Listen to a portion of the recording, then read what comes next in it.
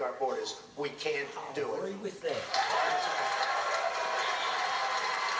Senator Cruz, the New York Times is reporting that you failed to properly disclose $1 million in loans from Goldman Sachs and Citibank during your Senate race. Your campaign says it was inadvertent.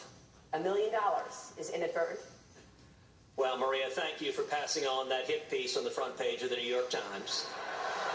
You know, the nice thing about the mainstream media, they don't hide their views. The New York Times a few weeks back had a columnist who wrote a column saying anybody but Cruz.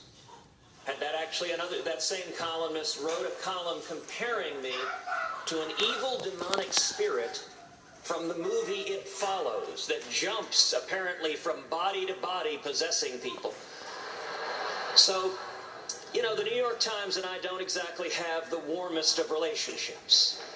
Now, in terms of their really stunning hit piece, what they mentioned is when I was running for Senate, unlike Hillary Clinton, I don't have masses of money in the bank, hundreds of millions of dollars.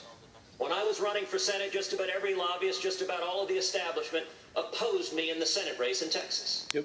And my opponent in that race was worth over $200 million.